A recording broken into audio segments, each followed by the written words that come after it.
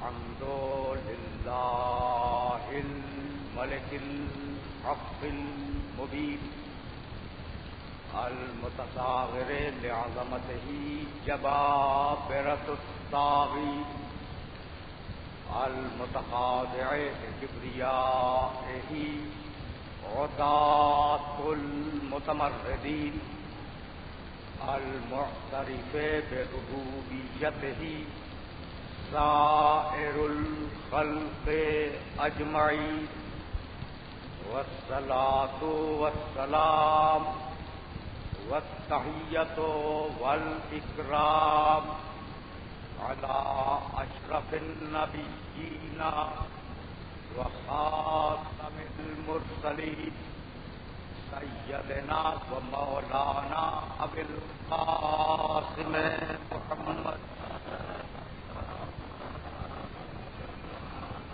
اہل بیت الطیبین الطاہرین المعصومین المظلومین اما بعد وقد قال اللہ سبحانہ وتعالی فی محکم کتابہ المبین بسم اللہ الرحمن الرحیم لیس البر ان تولوا وجوہکم قبل المشرق والمغرب ولکن البر من آمن باللہ والیوم الآخر والملائکۃ والکتاب والنبیین صلوات.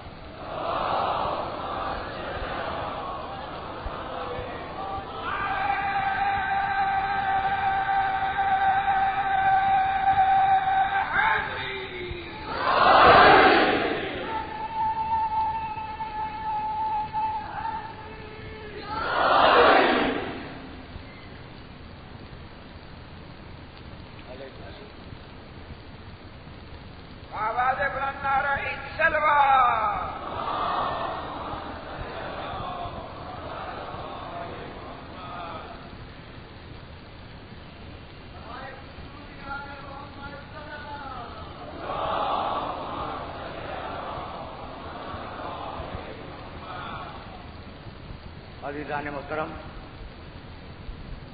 میں نے کل اپنے سلسلہ گفتگو کو جاری رکھتے ہوئے سورہ اعراف کی ایک آیت کی تلاوت کا شرف حاصل کیا تھا.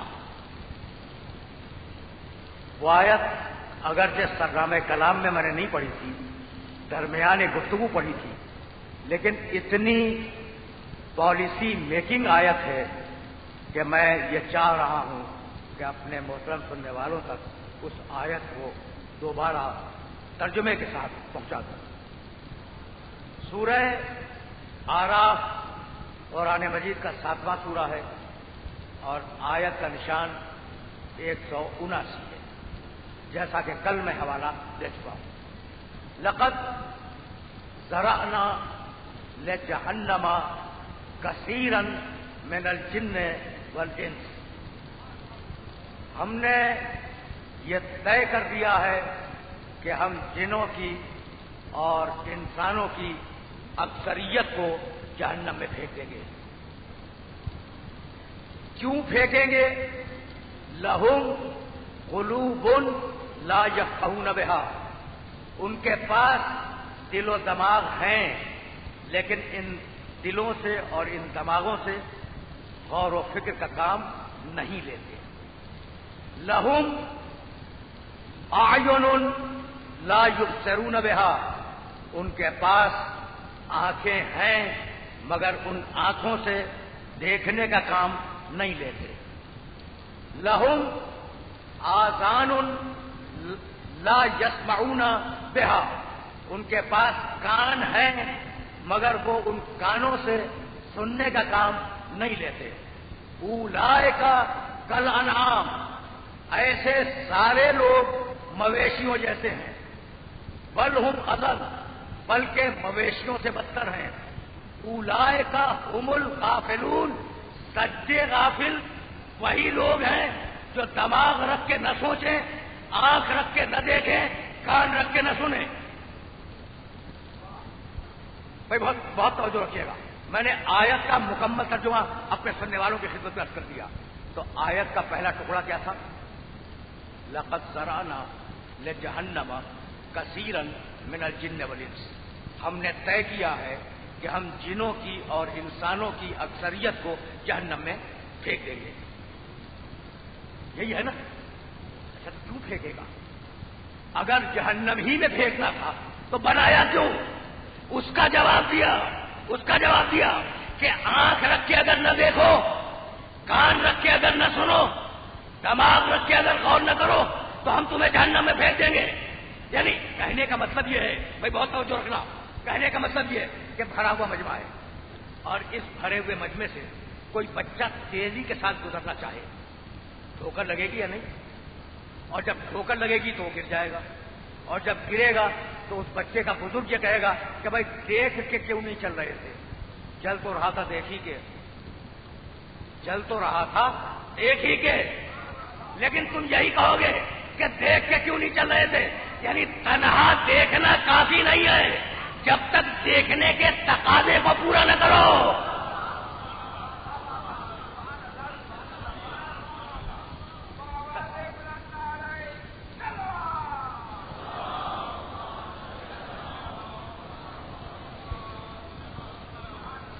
تنہا دیکھنا کافی نہیں ہے جب تک دیکھنے کے تقاضے کو پورا نہ کرو، تنہا سننا کافی نہیں ہے جب تک سننے کے تقاضے کو پورا نہ کرو، تنہا غور کر لینا کافی نہیں ہے جب تک غور و فکر کے تقاضوں کو پورا نہ کرو۔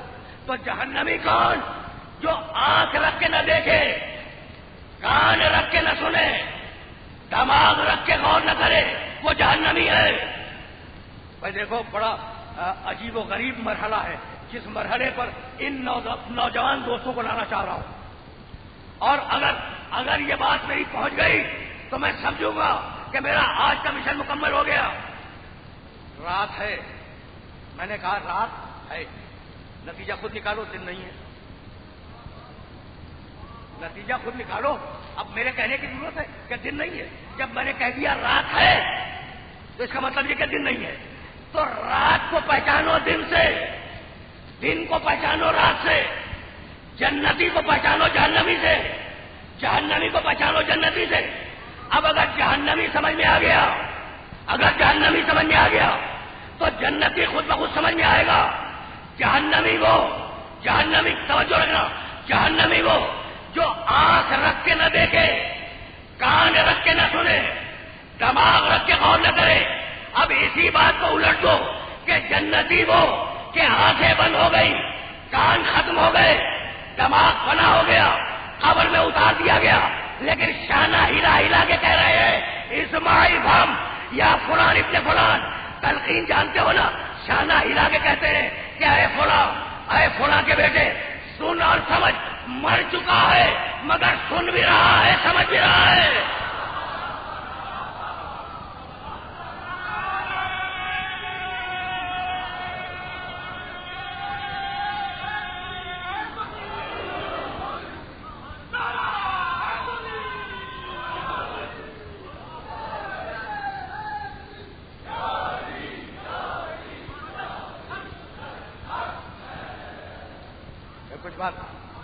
کچھ بات واضح ہوئی؟ یہ تلقین کا فلسفہ سمجھ میں آ گیا؟ یہ جو شانہ ہلا ہلا کے مردے کو کہتے ہیں اسمع افہم یا فلان ابن فلان، یہ جو شانہ ہلا ہلا کے کہہ رہے ہیں سن اور سمجھ، تو تلقین کا فلسفہ سمجھ میں آ گیا؟ بھائی توجہ رکھنا، تلقین کا فلسفہ سمجھ میں آیا؟ بھائی مردے کا شانہ ہلا رہے ہیں، مردے کا شانہ ہلا رہے ہیں، سوائے ہمارے مسلک کے کوئی اپنے مردے کا شانہ ہلا کر اسے عقائد نہیں سکھلاتا، تو جو اپنے مردے کو زندہ سمجھے گا وہی تو سکھائے گا۔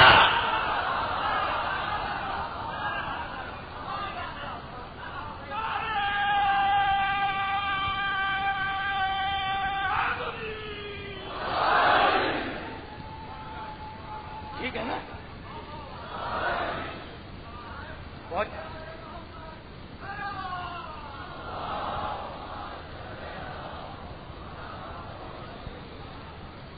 بہت تیزی سے جا رہا ہوں میں آگے، اور بہت تیزی کے ساتھ مجھے آگے جانا ہے.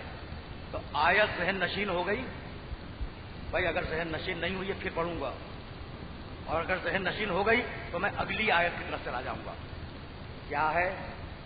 دماغ ہے سوچتے نہیں، آنکھیں ہیں دیکھتے نہیں، کان ہیں سنتے نہیں. یہ سارے نوجوان دوست تشریف فرما ہیں. خدا معلوم دوسری مجلسوں میں کہاں ہوتے ہیں.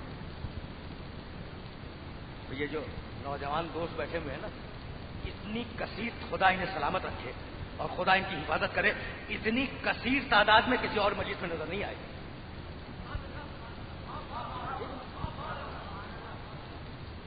تو اب زندگی بھی ان کی ہے، دنیا بھی ان کی ہے، نسل بھی انہی نوجوانوں کی ہے، اور انہی نوجوانوں کو درد کی لہروں پر پیغام آزاداری کو آگے لے جانا ہے. بھائی ٹھیک ہے نا، ٹھیک ہے نا. انہی نوجوانوں کو ولایت علی کے پیغام کو قیامت کے لمحوں سے ملا دینا ہے. تو بھائی علم کے تین ہی ذریعے ہیں. سنو، اب یہ سارے نوجوان دوست میرے مخاطب ہیں. علم کے تین ذریعے ہیں، اور چوتھا اگر ہو تو تم مجھے بتا دو. آنکھ سے دیکھ کے علم حاصل کرو، کان سے سن کے علم حاصل کرو، اور جو آنکھ سے دیکھ لیا، کان سے سن لیا، اس میں غور کر کے علم حاصل کرو. تو تین سے چوتھا ذریعہ کوئی نہیں ہے. آنکھ سے علم کو حاصل کرو، کان سے علم کو حاصل کرو، دل و دماغ سے علم کو حاصل کرو. یہ ذہن میں رکھنا. ایک آیت. اور اب دوسری آیت سورہ نحل سے پڑھ رہا ہوں، اور عجیب و غریب آیت ہے. اگر میں یہ جملہ کہوں تو تمہاری شان میں گستاخی ہو جائے، لیکن اگر اللہ کہے تو سر اطاعت کو خم کر دو اور سنو. واللہ اخرجکم من بطون امہاتکم لا تعلمون شیئا وجعل لکم السمع والابصار والافئدۃ لعلکم تشکرون. اللہ نے تمہیں تمہاری ماؤں کے پیٹ سے اس کیفیت میں باہر نکالا کہ لا تعلمون شیئا، تمہارے پاس ذرہ برابر بھی علم نہیں تھا. وجعل لکم السمع، اللہ نے تمہیں کان دیے، والابصار، اللہ نے تمہیں آنکھیں دی، والافئدہ، اللہ نے تمہیں دل و دماغ دیے، تاکہ ان تینوں طاقتوں سے علم کو حاصل کرو اور اس کی بارگاہ میں شکر ادا کرو.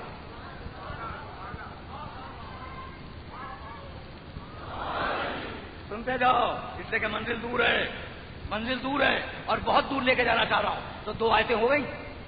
پہلی آیت سورہ اعراف کی. دیکھو تم تو جانتے ہو میں تو تمہارے وسیلے سے اپنے نامانوس سننے والوں تک پیغام پہنچا رہا ہوں. ٹھیک ہے نا، ٹھیک ہے نا. نامانوس سننے والوں تک تمہارے وسیلے سے اس پیغام کو پہنچانا ہے. تو اب دو آیتیں ہو گئیں. علم کے ذریعے تین. آنکھ سے دیکھ کے علم حاصل کرو، کان سے سن کے علم حاصل کرو، دل و دماغ سے غور کر کے علم کو حاصل کرو. اللہ نے تمہیں تمہاری ماؤں کے پیٹ سے اس کیفیت میں باہر نکالا کہ تمہارے پاس ذرہ برابر بھی علم نہیں تھا. اللہ نے تمہیں کان دیا، اللہ نے آنکھیں دی، اللہ نے دل و دماغ دیے، تاکہ علم کو حاصل کرو اور اللہ کی بارگاہ میں شکر ادا کرو. یہ دوسری آیت ہے. اور اب تیسری آیت سننا اور جا کے دیکھ لینا قرآن مجید میں. سب کے حوالے دیتا ہوا گزر رہا ہوں. پہلی آیت سورہ اعراف کی، دوسری آیت سورہ نحل کی، تیسری آیت سورہ بنی اسرائیل کی. ان السمع والبصر والفؤاد کل اولئک کان عنہ مسئولا. بھائی سننا، اس آیت کے ترجمے کو آرام سے سننا. ان السمع والبصر والفؤاد کل اولئک کان عنہ مسئولا. قیامت کے دن کان سے پوچھا جائے گا اس کے بارے میں، آنکھ سے پوچھا جائے گا اس کے بارے میں، دل سے پوچھا جائے گا اس کے بارے میں. یہ نہیں بتلاتا کہ کس کے بارے میں.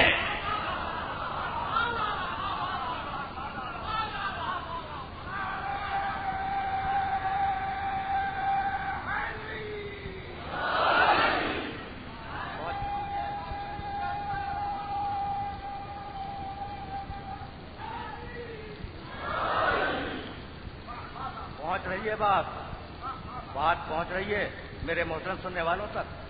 بھائی اگر میں آپ سے یہ سوال کروں کہ آپ اس کو جانتے ہیں، یہ سوال ہے میرا، آپ اس کو جانتے ہیں، تو یہ سوال احمقانہ ہے، اس لیے کہ جب تک میں اس کا نام نہ لوں اشارہ کیسے کروں گا کہ آپ اس کو جانتے ہیں؟ تو نام لینا ضروری ہے۔ قرآن کہہ رہا ہے کہ ہم قیامت میں آنکھ سے پوچھیں گے اس کے بارے میں، کان سے پوچھیں گے اس کے بارے میں، دل سے پوچھیں گے اس کے بارے میں۔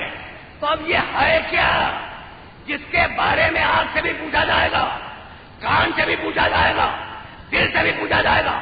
تو اگر قرآن ہی جواب دے دے تو اسے تسلیم کر لو۔ تفسیر در منصور علامہ جلال الدین سیوطی رحمۃ اللہ علیہ کی بڑی مشہور تفسیر ہے، اور اس تفسیر میں سورہ صافات کی ایک آیت ہے، اس سورہ صافات کی آیت کو سنو اور پھر اس کا جواب دیکھ لو۔ آیت ہے وقفوہم انہم مسئولون۔ اس آیت میں کیا تھا؟ ان السمع والبصر والفؤاد کل اولئک کان عنہ مسئولا، اس میں تھا مسئولا، یہاں کیا ہے؟ وقفوہم انہم مسئولون۔ یہ جب حساب دے کے جانے لگیں گے جنت کی طرف تو عرش سے آواز آئے گی، ارے یہ کہاں جا رہے ہیں، انہیں روکو، ابھی ایک سوال کا جواب لینا رہ گیا ہے۔ وقفوہم انہم مسئولون، یہ کہاں جا رہے ہیں، یہ جنت کی طرف کہاں جا رہے ہیں، انہیں روکو، ان سے ایک سوال پوچھنا باقی ہے۔ حضرت ابو ہریرہ رضی اللہ تعالی عنہ نے پیغمبر اسلام سے پوچھا کہ یا رسول اللہ وہ آخری سوال کیا ہے جس کی بنیاد پر جنت ملے گی؟ تو رسول نے کہا وقفوہم انہم مسئولون عن ولایت علی ابن ابی طالب۔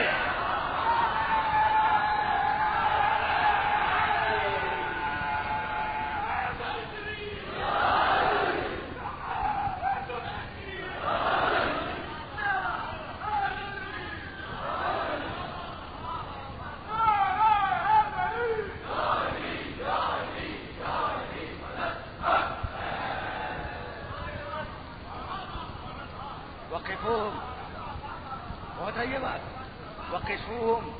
وقفوہم انہیں روکو، مسئولون عن ولایت علی ابن ابی طالب۔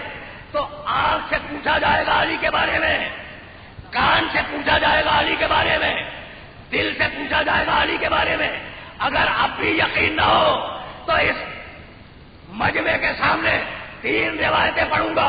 آنکھ سے پوچھا جائے گا علی کے بارے میں، کان سے پوچھا جائے گا علی کے بارے میں، دل سے پوچھا جائے گا علی کے بارے میں۔ اسی لیے رسول نے آنکھ کے لیے کہا النظر الی وجہ علی عبادت، علی کو دیکھنا عبادت ہے۔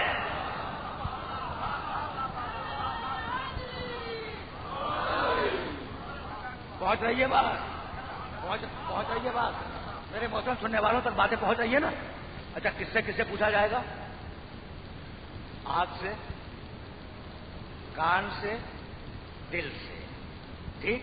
تو آنکھ کے لیے کہا النظر الی وجہ علی عبادت، علی کے چہرے کو دیکھنا عبادت ہے۔ کان کے لیے کہا ذکر علی عبادت، علی کا ذکر سننا عبادت ہے۔ اور دل کے لیے کہا حب علی عبادت، دل میں محبت رکھنا عبادت ہے۔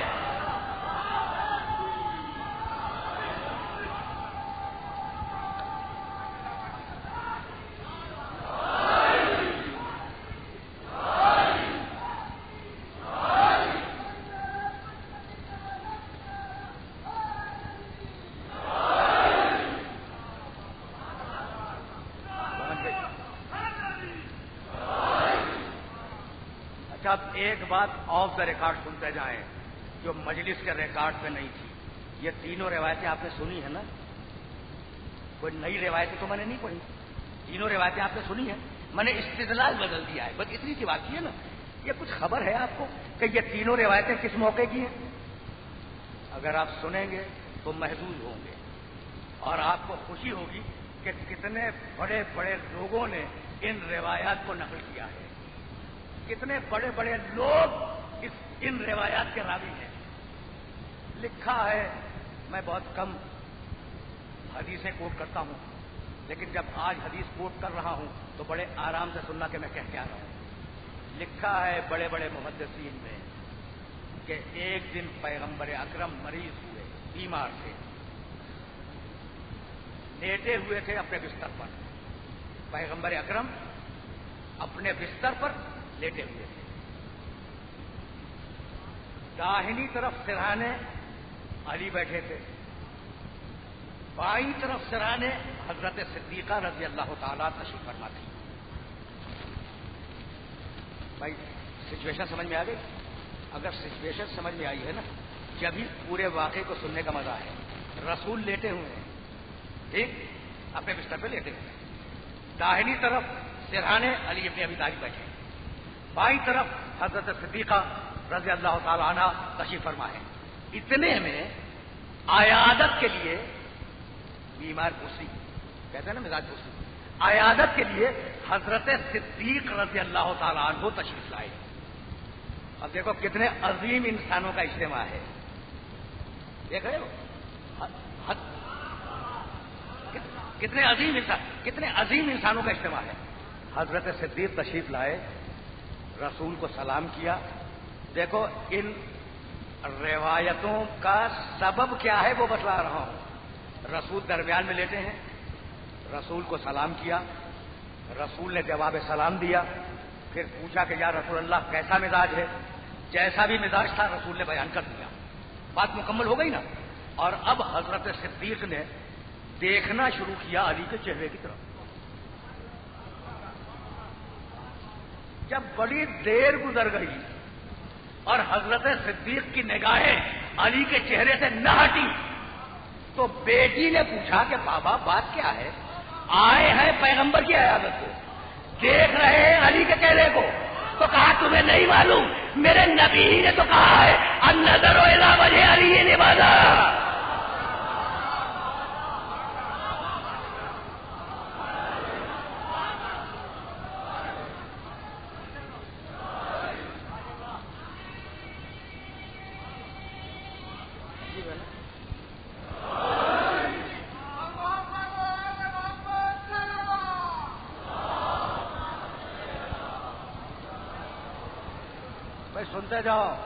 سنتے جاؤ، ابھی روایت مکمل نہیں ہوئی ہے اور روایت کو میں مکمل کرنا چاہ رہا ہوں۔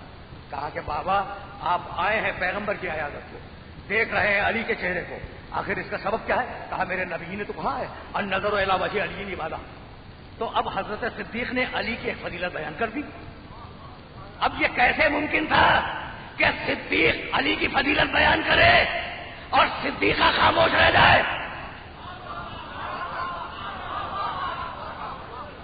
اب یہ کیسے ممکن تھا کہ صدیق فضائل علی بیان کرے اور صدیقہ خاموش رہ جائے؟ بیٹی نے کہا کہ بابا آپ نے علی کی ایک فضیلت بیان کی ہے، اب اجازت ہے کہ میں علی کی دوسری فضیلت بیان کروں؟ کہا کہ بیٹی بیان کرو۔ تو کہا کہ میرے نبی نے کہا ذکر علی عبادہ، علی کا ذکر سننا عبادت ہے۔ باپ نے کہا چہرہ دیکھنا عبادت، بیٹی نے کہا ذکر سننا عبادت۔ رسول لیٹے ہوئے سن رہے ہیں، کہنے لگے اب تیسری بات کہوں؟ کہا یا رسول اللہ کہیے۔ تو فرمایا حب علی عبادت، زبانی کافی نہیں ہے۔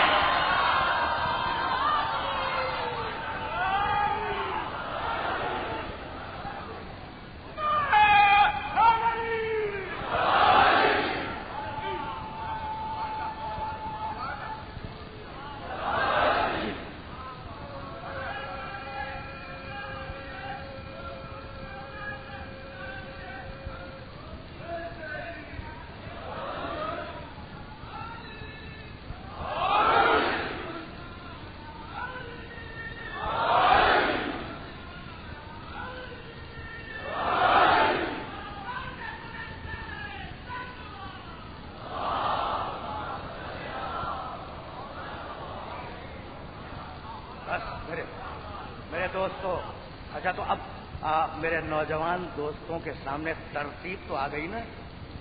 پہلے رسول نے کہا دیکھنا عبادت، پھر کہا ذکر سننا عبادت، پھر کہا دل میں محبت رکھنا عبادت. چیلنج کر رہا ہوں پوری دنیا اسلام کو کہ ترتیب یہی ہے. کسی حدیث کی الٹی سیدھی کتاب میں ترتیب بدل کے نکلا دو کہ رسول نے پہلے کہا ہو محبت کرنا عبادت، پہلے کہہ دیا ہو علی سے محبت کرنا عبادت، پھر کہا ہو چہرہ دیکھنا عبادت، پھر کہا ہو ذکر سننا عبادت. نہیں، ایسا نہیں ہے. ترتیب یہی ہے. خدا کی قسم، رسول کا کوئی عمل، رسول کا کوئی فعل مصلحت سے خالی نہیں ہوتا. ترتیب یہی ہے، ترتیب یہی ہے. پہلے کہا دیکھنا علی کو دیکھنا عبادت، پھر کہا علی کا ذکر سننا عبادت، پھر کہا علی کی محبت دل میں رکھنا عبادت. علی کے چاہنے والوں کی پوری تاریخ رسول نے ان 3 جملوں میں رکھی. جب تک علی سامنے رہے دیکھ کے عبادت کرو، جب چلا جائے ذکر کر کے عبادت کرو، اور جب تقیہ آ جائے دل میں محبت رکھ کے عبادت کرو.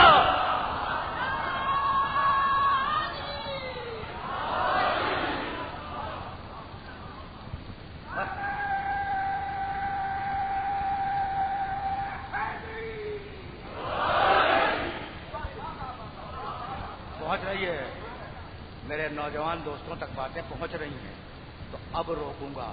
اب بڑے نعرے لگا لیے تم نے، لگائے نا. ایک بزرگ ہیں علامہ ابن اسیر جزری، بہت مشہور عالم ہے. ابن اسیر جزری صاحب نہایہ، بہت مشہور عالم ہے. انہوں نے لغت، قرآن اور حدیث کے لغت کو مرتب کیا ہے، جس کا نام ہے النہایہ. سننا، آرام سے سننا. اب جتنے نعرے لگانے تھے نا لگا لیے، تو اب ایک علمی بات بھی سنتے جاؤ. بہت مشکل بات نہیں کہہ رہا ہوں، آسان بات کہہ رہا ہوں. ابن اسیر جزری رحمت اللہ علیہ نے اپنی کتاب النہایہ کے نون کے چیپٹر میں، نون، یہ روایت لکھی ہے: النظر الی وجہ علی عبادہ. علی کے چہرے کو دیکھنا عبادت ہے. روایت لکھی ہے. کہنے لگے بھائی جاؤ، ہر مدرسے میں نہایہ مل جائے گی. عیدگاہ کی جو عربی کتابوں کی دکانیں ہیں نا، ان میں بھی النہایہ مل جائے گی. ٹھیک ہے نا؟ تو میری بات پہ اعتبار نہ کرنا، النہایہ میں دیکھ لینا.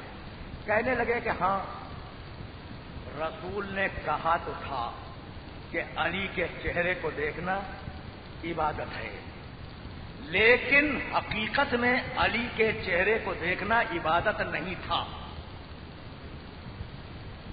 آپ نے توجہ فرمائی؟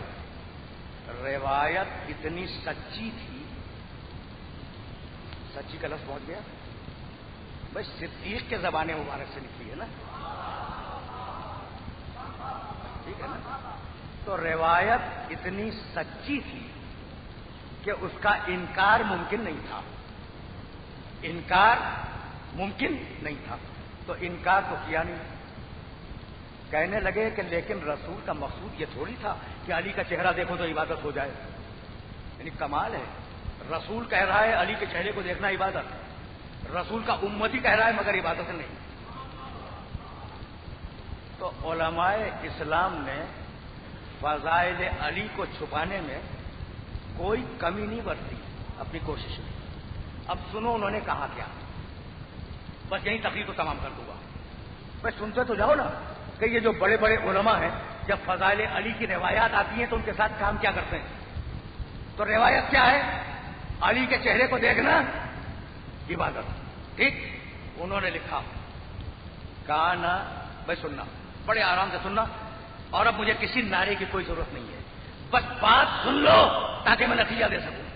کانا اذا خرج من منزلہ، کہنے لگے علامہ جزری کہ جب علی اپنے گھر سے نکلتے تھے اور مدینے کی گلیوں سے گزرتے تھے تو لوگوں کی نگاہ پڑتی تھی علی کے چہرے پر. ٹھیک، تو بے ساختہ لوگوں کی زبان سے نکلتا تھا لا الہ الا اللہ ما اکرم حاضر فتح. لا الہ الا اللہ یہ جوان کتنا قریب ہے. ٹھیک. کوئی کہتا تھا لا الہ الا اللہ ما اعلم حاضر فتح. لا الہ الا اللہ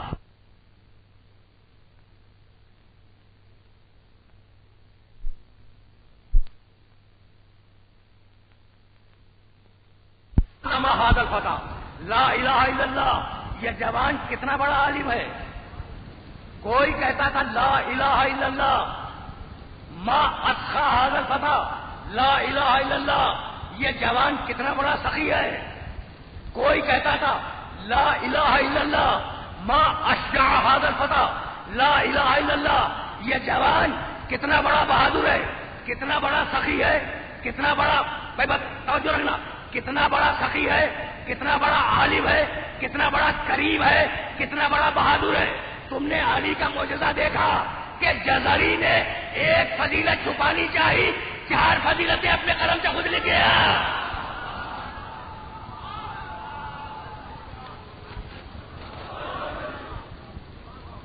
کمال دیکھا, کمال دیکھا, کمال دیکھا میرے علی کا.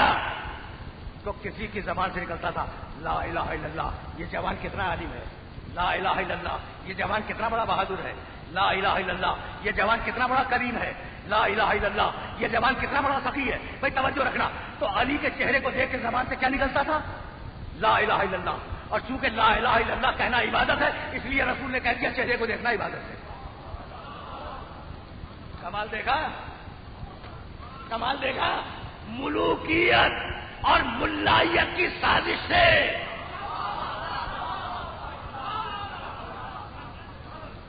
دیکھو دیکھو میرے جملے کو یاد رکھنا. سن 1996 کے جملے کو یاد رکھنا کہ اقتدار نے شیعیت کے ساتھ نہ وفا کی ہے نہ وفا کرے گا.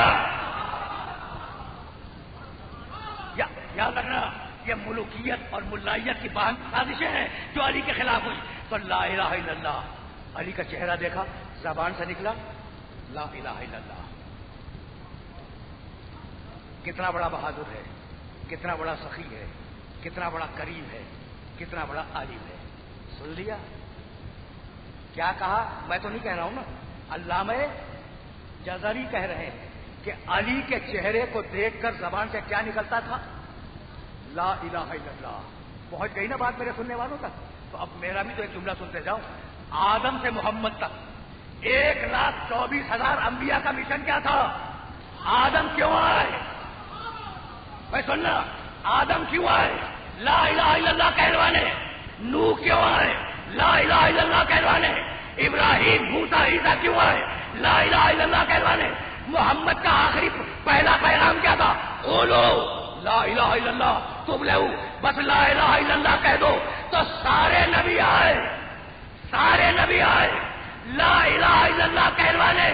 تو جو کام نبوت اپنی زبان سے لیتی ہے وہی کام امامت اپنے چہرے سے لے لیا کرتی ہے.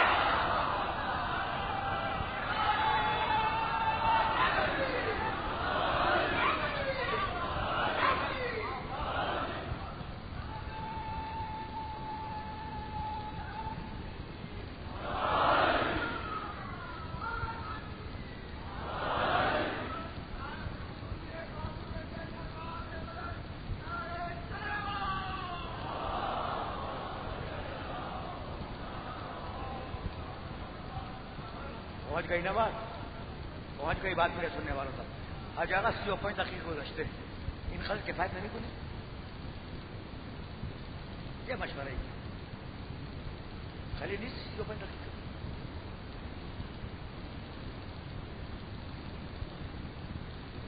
میں نے میرے دوست میرے بزرگ حجت اسلام سید ابوالفضل بہاؤالدینی ان سے پوچھا کہ جناب 35 دقیقوں سے اوپر بات چلی گئی تو اتنی کافی نہیں ہے؟ تو کہتے ہیں کہ آپ ہی تو کہہ رہے ہیں ذکر علی عبادت.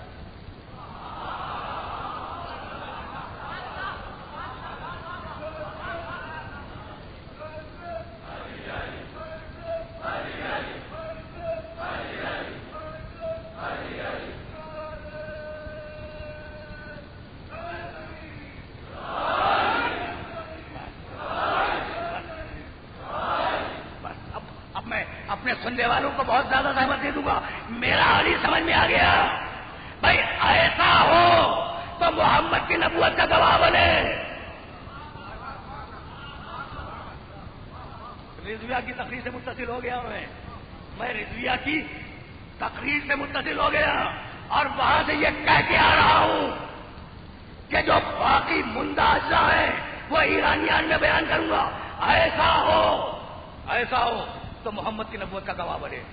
علی دعوت دے آؤ. دعوت کھائی, کھا کے جاتے رہے. ابو طالب نے ڈانٹ دیا. توجہ رکھنا. ابو طالب نے ڈانٹ دیا, کہا خبردار کوئی اپنے مقام سے ہٹے گا نہیں. لا یقومن منکم احد حتی یتکلم ابن اخی محمد. کوئی اپنے مقام سے ہٹے گا نہیں جب تک میرا بھتیجا محمد تم سے بات نہ کرتے. اب سارا مجمع خاموش بیٹھا ہوا ہے. اب میرا نبی اٹھا اور اٹھنے کے بعد میرے نبی نے اپنی نبوت کا پہلا خطبہ دیا. بس میرے عزیزوں اور میرے دوستوں, میں تقریر کو تمام کرنے جا رہا ہوں. یہ جو میں جسے میں پڑھ رہا ہوں ان کا عنوان آپ کے ذہن میں محفوظ ہے؟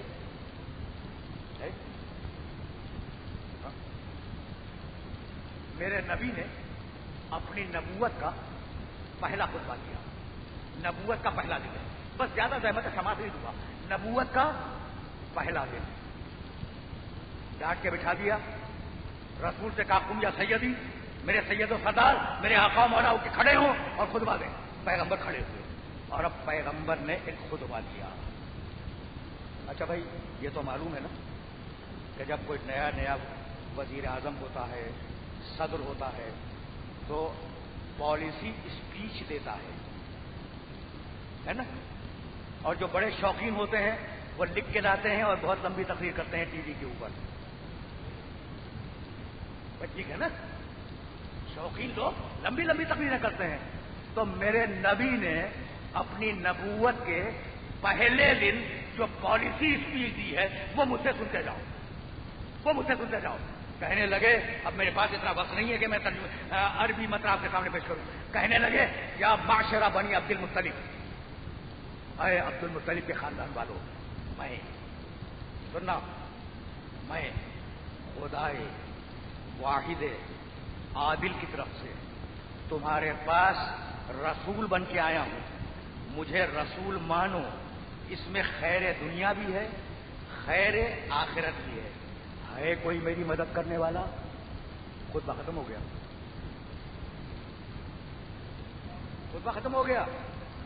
بھائی آپ نے توجہ فرمائی, اس عالمین کے سب سے بڑے نبی کا خطبہ, عالمین کے آخری نبی کا خطبہ, میں خدائے واحد عادل کی طرف سے تمہارے پاس رسول بن کے آیا ہوں. مجھے رسول مانو, اس میں خیر دنیا بھی ہے, خیر آخرت بھی ہے. ہے کوئی میری مدد کرنے والا؟ بھئی یہ خطبہ سنا ہے یا نہیں؟ سنا ہے نا. اب مجھ سے ایک مرتبہ اور سنو, خدا کی قسم تمہارا وقت برباد نہیں کر رہا ہوں. میں خدائے واحد عادل کی طرف سے تمہارے پاس رسول بن کے آیا ہوں. مجھے رسول مانو, اس میں خیر دنیا بھی ہے, خیر آخرت بھی ہے. ہے کوئی میری مدد کرنے والا؟ بظاہر کچھ نہیں نظر آتا, لیکن اب میں جب اینالائز کروں گا تو پہچانو گے. میں خدائے واحد کی طرف سے آیا, توحید جو عادل ہے, عادل. مجھے رسول مانو, نبوت, اس میں خیر آخرت بھی ہے, قیامت. ہے کوئی مدد کرنے والا؟ امامت.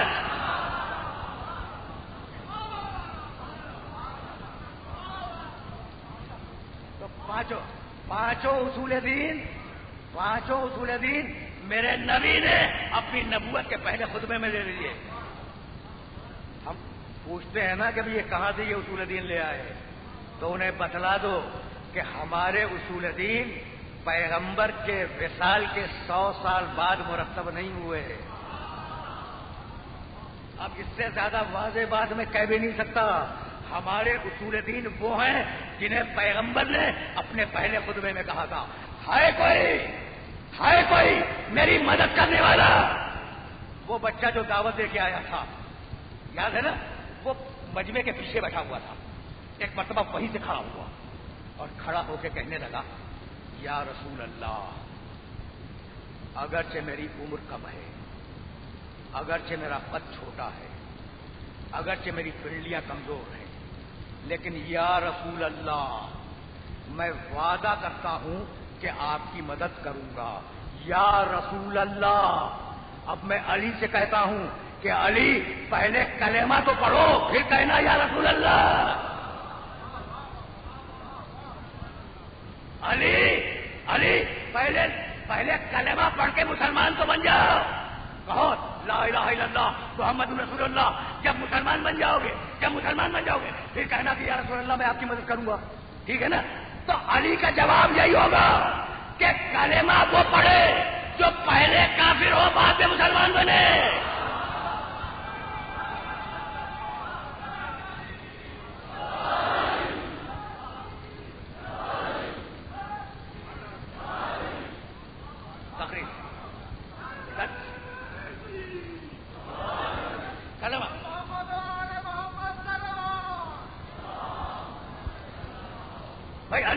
علی کا جواب یہی ہوگا نا کہ کلمہ وہ پڑھے جو پہلے کافر ہو بعد میں مسلمان بنے۔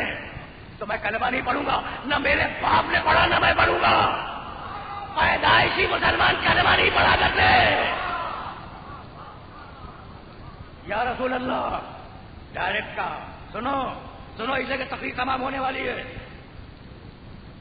یا رسول اللہ میرا قد چھوٹا ہے، میری عمر کم ہے، میری پنڈلیاں کمزور ہے، لیکن اللہ کے رسول میں وعدہ کرتا ہوں کہ میں آپ کی مدد کروں گا، آپ کا ساتھ دوں گا۔ کہا علی ذرا قریب تو آنا۔ اب بچہ مجمع کو چیرتا ہوا چلا آیا رسول کے پاس، رسول نے اس کے دونوں شانوں پہ ہاتھ رکھا اور موڑ دیا مجمع کی طرف۔ اب پشت ہے علی کی رسول کی طرف، چہرہ ہے علی کا مجمع کی طرف۔ کہنے لگے کوئی عجیب بات ہے، کہنے لگے یا معشر بنی عبد المطلب ھذا علی بن ابی طالب ھذا اخی و خلیفتی و وصیی و ولی فی الدنیا والآخرہ۔ ترجمہ بھی نہیں کروں گا، میں تو ایک لفظ بتانا چاہ رہا ہوں، یہ ولی ہے۔ بھائی سننا، یہ ولی ہے۔ اب سمیٹوں تو لشیرہ کو رسول نے کیا کہا تھا؟ خدائے واحد کو مانو۔ رسول نے کیا کہا؟ خدائے واحد کو مانو۔ اسی کا تو عربی ترجمہ ہے نا، لا الہ الا اللہ، ٹھیک؟ اچھا علی نے کیا کہا تھا؟ یا رسول اللہ، اسی کا تو عربی ترجمہ ہے نا، محمد رسول اللہ، ٹھیک ہے نا؟ اور رسول نے کیا کہا؟ یہ ولی ہے، تو اسی کا ترجمہ ہے نا ولی اللہ۔ بھائی سمجھ رہے ہو؟ نہیں، اب لفظیں بدل رہا ہوں میں، اب میں لفظیں بدل رہا ہوں۔ بھائی توجہ رکھنا، میرے محمد نے کہا لا الہ الا اللہ، ادھر سے علی نے کہا محمد رسول اللہ، اور ادھر سے محمد نے کہا علی ولی اللہ۔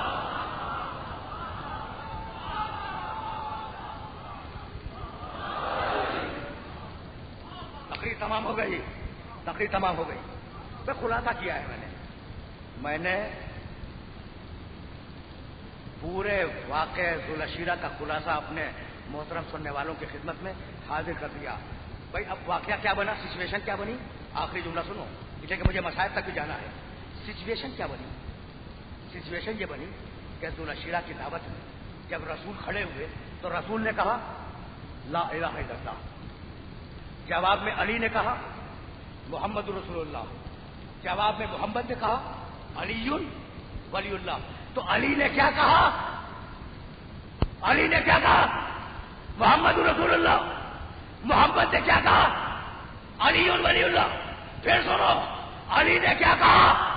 محمد رسول اللہ۔ محمد نے کیا کہا؟ علی ولی اللہ۔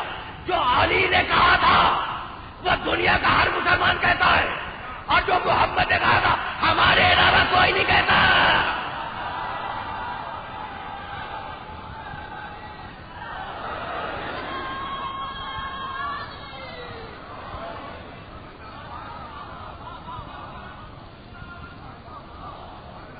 کبھی کبھی اگر زمانے نے مہلت دی تو ولایت مطلقہ کے عنوان پر اپنے سننے والوں کی خدمت میں کچھ معروضات پیش کروں گا.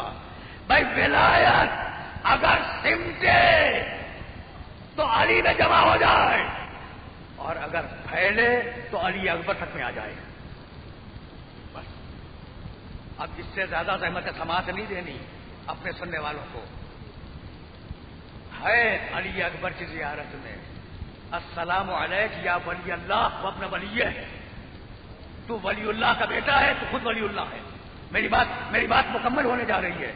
چھٹی محرم کی شب ہے نا, 5 کا دن گزر گیا, چھٹی محرم کی رات آ گئی اور اس شہزادے کا تذکرہ ہے جو شبیہ رسول تھا.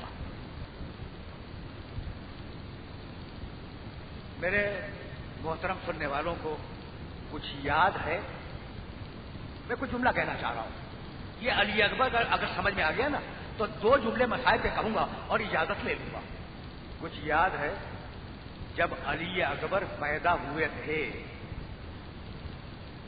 تو جو بھی مبارکباد دینے کے لیے آیا حسین نے اسے کچھ نہ کچھ دیا. اتنا دیا کہ گھر میں دینے کے لیے کچھ نہ بچا. شام کے وقت شہزادی زینب مبارکباد دینے کے لیے آئی. بس میرے دوستوں, میرے عزیزوں, تقریر تمام ہو رہی ہے. جب شہزادی آئی ہے نا, شہزادی زینب مبارکباد دینے کے لیے, تو حسین نے ایک جملہ کہا. کہنے لگے بہن جس نے بھی مبارکباد دی اسے میں نے کوئی نہ کوئی ہدیہ دیا, کوئی نہ کوئی تحفہ دیا. بہن ایسے وقت میں آئی ہو جب حسین کے پاس کچھ نہیں ہے تو یہ اکبر ہے, اسے لے جاؤ.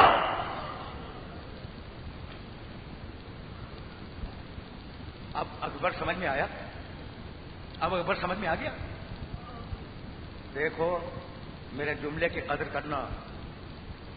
یہ نوجوان دوست بیٹھے ہیں اور ان نوجوان دوستوں کو اکبر کی نوجوانی کا واسطہ دے رہا ہوں کہ میرے اس جملے کو آسان نہ سمجھنا جو کہنے جا رہا ہوں. یہ شہزادی زینب کیا صبح کو مبارکباد دینے نہیں آ سکتی تھی؟ شام کو آئی. منصوبہ تھا کہ اکبر ہے شبیہ رسول, اگر پلے تو شبیہ زہرا کی گود میں. بس میری تقریر تمام ہوئی اور اب اپنے سننے والوں کو زحمت نہیں دوں گا, لیکن بات کو تو مکمل کرنا ہے نا. ایسا بیٹا, آخری جملے سننا, ایسا بیٹا, ٹھیک ہے نا. حسین کے پاس اجازت لینے کے لیے آیا. بابا مجھے جنگ کی اجازت ہے, بابا مجھے جنگ کی اجازت ہے. حسین کرسی پہ بیٹھے ہوئے تھے. ایک مرتبہ حسین نے اکبر کو سر سے پاؤں تک دیکھا اور جو جملہ حسین نے کہا ہے وہ حسین ہی کہہ سکتے تھے. بس میں نے آپ کی زحمت کو تمام کیا اور اب اس سے زیادہ گفتگو نہیں کروں گا, لیکن جملہ تو سنو. بابا مجھے جنگ کی اجازت ہے. حسین نے اکبر کو سر سے پاؤں تک دیکھا, فتنفس السعدا, اور اس کے بعد ایک ٹھنڈی سانس لی اور کہنے لگے اکبر کاش تمہارے پاس تم جیسا کوئی بیٹا ہوتا اور وہ تم سے جنگ کی اجازت مانگتا تو میں دیکھتا کہ کس دل سے جنگ کی اجازت دیتے ہو. سنا آخری جملے سننا. اکبر تم جیسا کوئی بیٹا ہوتا اور وہ تم سے جنگ کی اجازت مانگتا تو میں دیکھتا کہ کس دل سے اجازت دیتے ہو. اکبر تمہیں اجازت نہیں دوں گا, اکبر تمہیں اجازت نہیں دوں گا. مقصد کے ایک ایک جملے کو اپنے ذہن میں محفوظ رکھتے جاؤ. اکبر پلٹ کے خیمے میں آئے. بس زیادہ زحمت نہیں دوں گا, آپ جانتے ہیں کہ میں طویل مسائل پڑھنے کا عادی نہیں ہوں.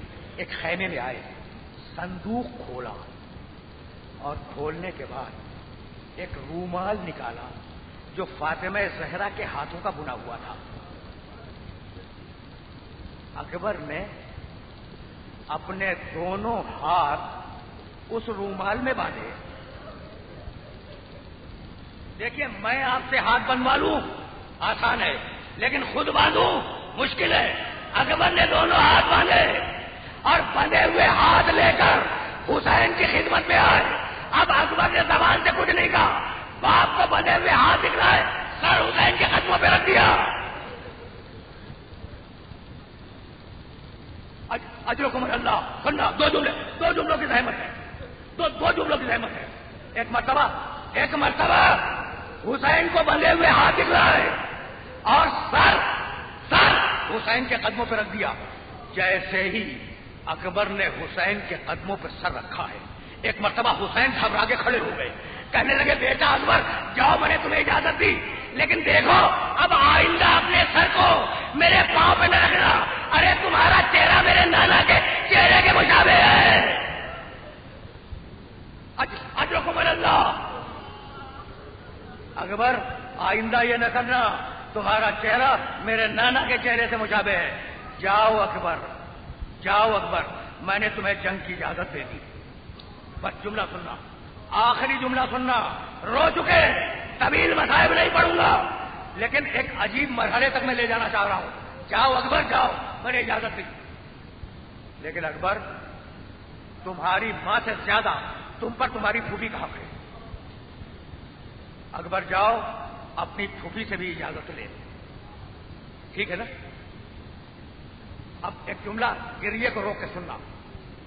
عباس کیسے رخصت ہوئے خیموں سے تفصیل ہے مقتل میں. قاسم کیسے رخصت ہوئے تفصیل ہے. اون و محمد کیسے رخصت ہوئے تفصیل موجود ہے. حسین کی رخصت پوری تفصیل کے ساتھ موجود ہے مقتل کی کتابوں میں، لیکن نہیں ملتی تو اکبر کی رخصت نہیں ملتی. بس 2-3 جملے ملتے ہیں کہ جیسے ہی اکبر خیموں میں گئے اجازت لینے کے لیے، بیویاں گھیر کے کھڑی ہو گئی، اپنے بال کھول دیے، کہا اکبر ذرا لہجہ محمد میں اذان تو دے دو. اجرکم اللہ. اکبر ذرا لہجہ محمد میں. بس آخری جملہ سنو. رو چکے، تقریر تمام ہو گئی، لیکن جو کہنے جا رہا ہوں وہ سننا. بیویاں گھیر کے کھڑی ہو گئی، اکبر ذرا لہجہ محمد میں اذان تو دے دو. اور اس کے بعد کا جملہ سنو گے. جب اکبر نے نکلنا چاہا تو بیویاں رونے لگی، کہنے لگی ارحم غربتنا. اکبر ہماری غربت پہ رحم کھاؤ. راوی کہتا ہے کہ خیمے کا پردہ 18 مرتبہ اٹھا، 18 مرتبہ گرا. جملہ سننا، جو جملہ پہنچانا چاہ رہا ہوں میں وہ پہنچ گیا تو پھر اکبر کی مصیبت سمجھ میں آ جائے گی. خیمے کا پردہ 18 مرتبہ اٹھا، 18 مرتبہ گرا.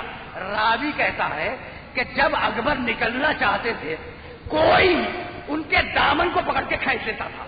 تاریخ میں دامن کھینچنے والے کا نام نہیں ہے، لیکن میں نے سوچا کہ اگر کسی بڑے نے روکا ہوتا تو شانہ پکڑا ہوتا. یہ اکبر کی چھوٹی بہن سکینہ تھی کہ جب نکلنا چاہتے تھے اکبر کا دامن تھام لیتی تھی کہ بھیا بہن کو کاش.